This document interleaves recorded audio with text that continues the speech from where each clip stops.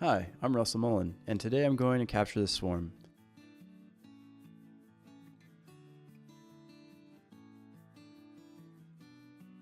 Though swarms are generally quite calm, I'm putting on my bee suit in case this swarm is the exception. Here I have a portable swarm box that I'm going to move the bees into. It's common to come across swarms in tree branches, and in those cases we would shake the branch into the box. In this case, I'm just going to gently scoop the swarm into the box so that I don't hurt them.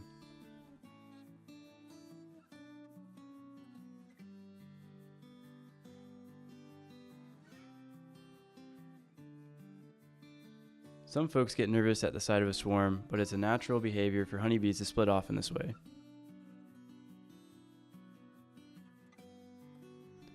Ultimately, swarms take place when a hive is grown too large and splits in two.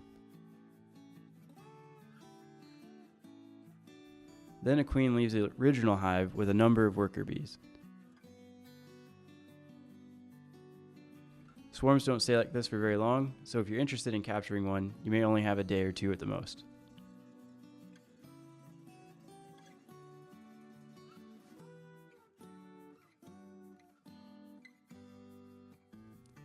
We're going to wait for a couple of minutes to see how they're reacting. If they start going towards the box, then the queen is likely in the box. If they start going elsewhere, then we know the queen is still in the swarm location or possibly flew off somewhere. So we're watching to see where the bees are going. Hopefully she's in the box. As I'm watching, it does seem like they're coming in and landing inside the box, so that's a good sign.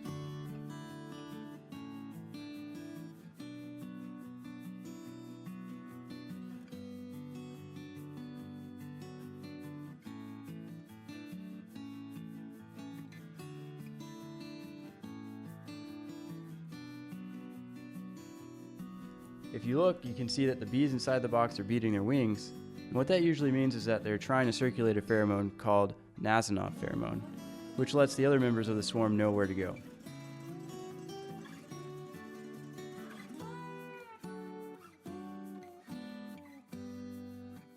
If the queen is in the box, all the rest of the bees will eventually migrate over. Then we'll clean the edges of the box and close the lid.